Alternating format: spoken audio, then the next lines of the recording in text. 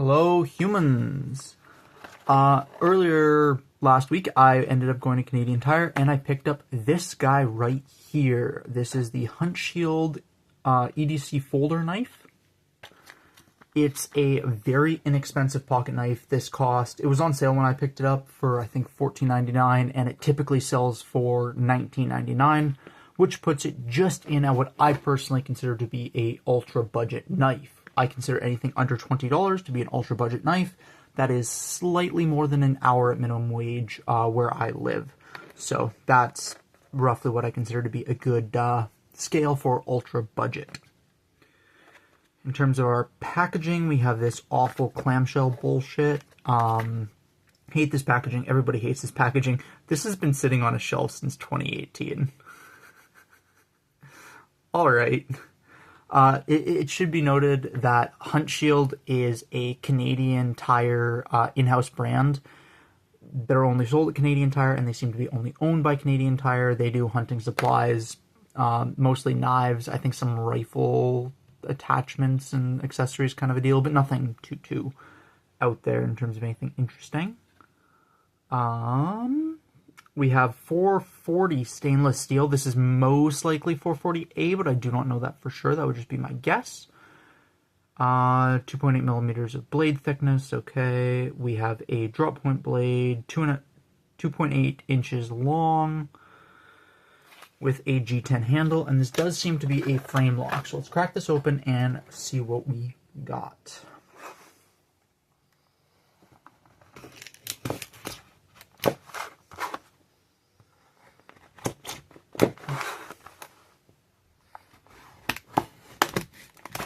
Is the pseudo cleaver the best choice for this? Maybe not. I don't know.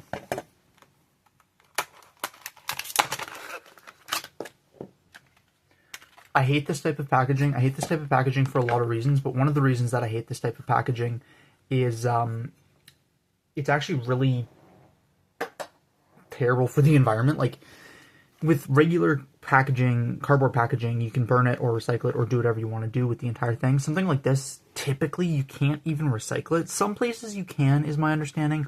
I'll have to check with my local area whether I can or not. I can. But lots of places you can't, which is just deeply unfortunate.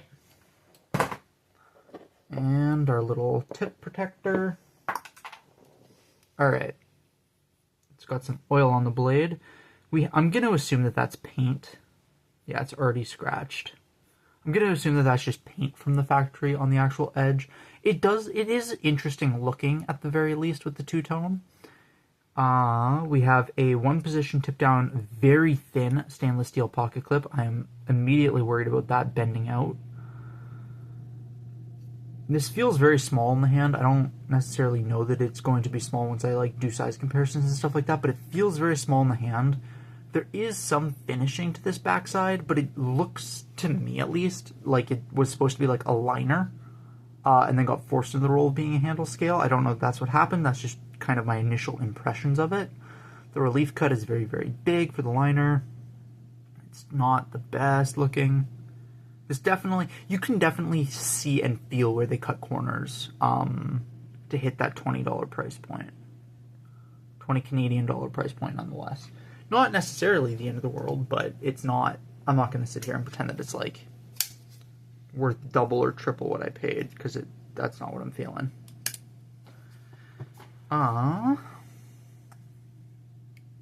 It is centered, I think.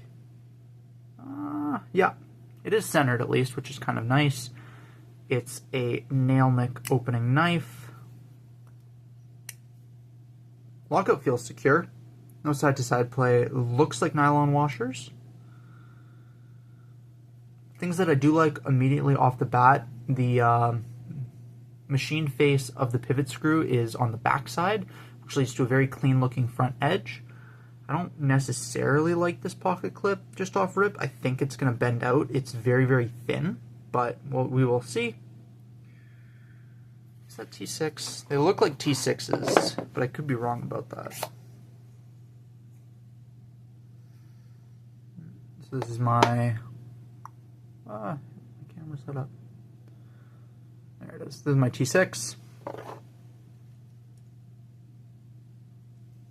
Yeah, that's what they're going to be. Just double check with the T7. Yeah, it doesn't fit in there. Yeah, so these are going to be T6s. I don't want to take the pocket clip off yet to figure out what the pivot is. Does it have a D10 ball? It does have a D10 ball. Very interesting. Okay. It's smooth. It's not amazing by any... God, that's really... The scale's really rough. Like, it... Both sides, actually, it feels almost unfinished. Like, nobody ever took, like, a smoothing disc to it or anything like that. So it ends up feeling very, very rough and unfinished. Access to the lock bar, initial impression is pretty good. You can see the front scale is cut down a little bit lower, which is nice. It's not hard to manipulate this knife by any means. It feels very small, both in the hand and in the blade. We've got no jimping on the blade whatsoever. Very, very crisp edges on the blade. Yeah, I don't know. This does feel like they stopped 2 steps away from being finished, just in order to hit, like, some target on the price point, which is kind of what you expect with these, like, ultra budget things, but it does end up feeling a lot more unpolished, and I feel like if you were a little bit less, what's the word? If you started off a little bit less ambitious, you could have made a better product. Save the time and the money on the paint and just polish the edges down. You know, hit this whole thing a little bit with a buffing wheel and just don't do the paint. I feel like would make such a big difference just on my, like, initial feelings of this thing. That being said, it is centered. Two-handed opening, about what you'd expect. Let's get into our edge.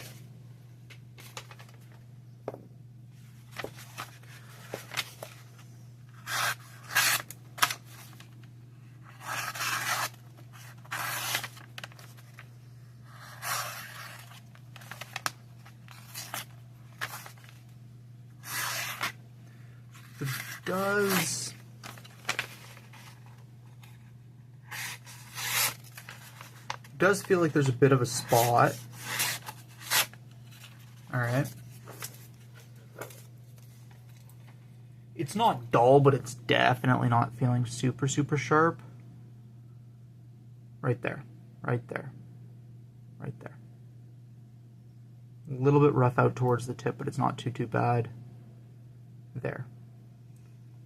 Is there a chip or something? Wait. Okay. The stop pin does prevent it from hitting the back. There is just a little bit of a rough spot right there on the blade, about halfway down, which I was feeling on the paper and I'm definitely feeling on my thumbnail, which is kind of disappointing. Wow, that's already, like, scraping off my thumbnail. This is very sharp. Like, take trimmings level sharp. Like, the inside of that nail nick is, wow.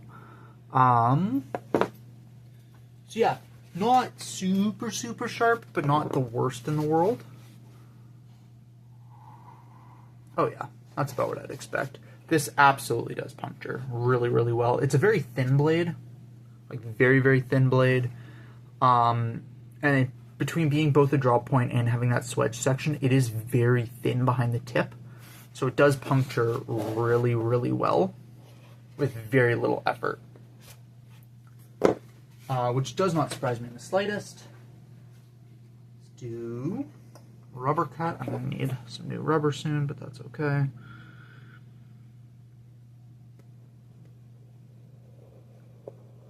Is that just how thin it was, or? I don't know if it's... Ooh. I don't know if it's like the paint coating or what's going on here, but man, this has a lot of friction going on. That was not... Rubber's not necessarily a super easy material to cut through, but that was having a tough time with it. Yeah, that was not amazing by any stretch of the imagination. Definitely more puncture than slicing. But this is still fairly thin behind the edge, so I do imagine it won't be too brutal. Like I said, 440 blade steel. I imagine it's going to be 440A. just at this price point, we're gonna spend some time with it and see what we think, but I wouldn't necessarily be surprised. I do not expect this paint finish to last very long, though. I think that it's gonna have a really hard time. Yeah, I don't know how I feel about this one here off my initial impressions. For 20 bucks, I do definitely think there's quite a few things in the world that are better than it. In particular, I'm always going to shout it out, the Buck 311. Really, really good knife. As a Canadian, you have to make the decision for supporting an American company right now, but it is still a really good knife in any case. I also feel like there are just better options, even at Canadian Tire. There's the blue sheepsfoot Yukon thing that I got at the same time as this. I actually do prefer that knife off rip. We'll see how I feel about this after a couple of days, because that knife did dull very quickly. But yeah, I'm going to carry this guy on and off for a little bit, and we're going to see what I think about it then. And we are back. So I've been carrying this guy on and off for 2.5, maybe 3 weeks now. And I have thoughts. So you might have picked up on the fact that right out of the box, this thing was not my favorite. And there are a couple of little things right off the bat that I'm going to note that I just did not like. Firstly, this jimping is very far back on the handle. This is a very, very minor one because I just didn't use the jimping, and that was fine. Much more annoyingly, all of the edges are sharp, both on the G10 and on the steel on the inside here, which meant that as soon as this thing was in my hand, I actually found it very uncomfortable to use, which was kind of unfortunate. Not world-ending, just kind of unfortunate. Another thing to note is I didn't do anything particularly hard use with this, and even then you can see the paint finish is just scraping off in places, which is kind of annoying. And, like, we knew that this was just an easy paint finish and not a very well done one. You can see even on the back, like, it's not evenly done across the spine. But it really is soft and is really going to look like shit as soon as you start using this knife for any extended period of time. That's just a fact of the matter. It is such a thin, not bad.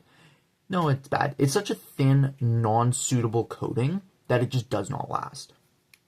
Blade steel is 440, which 440C is a steel I actually kind of rate. I don't mind it. 440B has its place in a budget territory. 440C is very entry level, and this dulled extremely quickly. Like, you felt the difference between the start and finish of a single cardboard box teardown with this thing, and that's not amazing. I used this to cut, like, wrappings off of hay bales, and by the end I needed to touch it up on my belt, just to strop it back to be usable again. So, I will believe it's 440A. I will not believe that they heat treated it good at the very least, but probably not heat treated it at all, to be perfectly honest. The pocket clip is extremely thin and did actually lose a decent amount of its snap. I would imagine if you're carrying this regularly, that pocket clip is going to give out on you fairly quickly. It's too thin, it doesn't have enough of a spring to it, and eventually it's just going to bend out and stop working, which isn't the end of the world. I have carried knives that have done that to me before, and then I just take the pocket clip off and slip it in my pocket, but it does kind of suck. Tip down only, that doesn't really bother me. It's not my favorite thing in the world, but it doesn't really bother me. It did say Stennard, which I do give it props for. Two-handed operation, which, again, not the end of the world by any stretch of the imagination. I do kind of like the idea behind the jimping back here. I don't think it was done, like, the jimping is so non-aggressive, it's actually not noticeable most of the time, but I like the idea behind it. And same thing with the jimping on the liner lock, or the frame lock. The frame lock is higher than the show side scale, which does make it a little bit more accessible, and it's not a hard knife to manipulate at all. That being said, this inner edge is very sharp, which, again, I just do not like. Profile is good, drop point blade. The inside edge of the nail nick is sharp enough to cut into your nail, and in my experience was actually sharp enough to, like, nick my skin, which is just not what you want necessarily out of a knife. This has a lot of rough edges, is kind of what I'm getting at here. A lot of little places where it just feels a little bit unfinished or unthought out. And yes, this is a very cheap knife. Regularly, this is 20 Canadian dollars. That's not expensive. But there is competition enough in this space that it is unacceptable. Because there's just so much stuff that's better than it, fundamentally, right? The one that I always champion as probably my favorite sub $20 knife is, of course, the Buck 311. This guy right here. For the money, you do get a very slightly shorter blade, but you actually get more edge length because of the belly. More comfortable handle, better operating system, better action, very good liner lock, more fidgetable, better pocket clip, just better done knife. So I do find a hard time kind of justifying this thing's existence, even within, because Huntshield is owned by Canadian Tire, right? It's an in-house brand. A couple weeks ago, I did one on the Yukon Gear, what was it called? Sheep's Foot folding knife or something like that, which is a liner lock with blue aluminum scales and a little sheep's foot 420 HC blade. Much better knife. Much better knife, in my opinion. More accessible, more comfortable. This is rough feeling. There is texturing on the G10 to prevent you from slipping, but the lock side is very slick. The only thing that actually keeps me from sliding around on the lock side is the pocket clip digging into my hand. I'm being very down on this knife, and it's because this knife is awful, but it still feels a little harsh. Because yeah, this is a $20 knife. The thing is there still is things in the $20 category that are better than it. Anyway, let's do some size comparisons real quick before I completely go off the rails. Here it is next to a Civivi Chevalier and a We Knives Banter. As you can see, it is actually slightly smaller than the Banter, which, in my opinion, makes this a small knife. They claim it has a 3-inch blade. I don't actually think it does, and I'm going to check that in just a second. Here it is next to a Buck 110 and a Zippo lighter. And as you can see, it's a lot smaller than a Buck 110, which does make a fair amount of sense. This Buck 110 needs a good polish, but in terms of thickness, ignoring the pocket clip, it's only about as thick as the one side and blade of the Buck 110, which means it's actually going to be, yeah, without the pocket clip, it's a little bit thinner than a Zippo. So props for that. It's not difficult to carry. Like, this is a lightweight object. It's very small. It fits very easily in the pocket. So if you are intending to, like, carry this for any extended period of time, it's not bad. But, like, you can actually see little bits of my nail are stuck inside of the nail nick there. Anyway. Blade length, because I do not for a single second believe that this is going to be 3 inches. Yeah, so it's about 2 3/4 inches from the front of the scale to the tip of the blade. Which, that makes a lot more sense. 2.75 inch blade. Let's check out our blade stock thickness. I will say, despite the fact that it did dull very quickly, it did slice okay. Like, it got into stuff pretty good. I'm assuming that's a factor of the hollow grind and the fact that it isn't a very thick blade stock. But it did cut into things pretty good. Yeah, about 105 thousandths there. So, it does have a fairly thin blade stock, which probably helped with the slicing. A taller grind height would have helped more with the slicing, in my opinion. But, you know, props where props are due, it did work fairly well.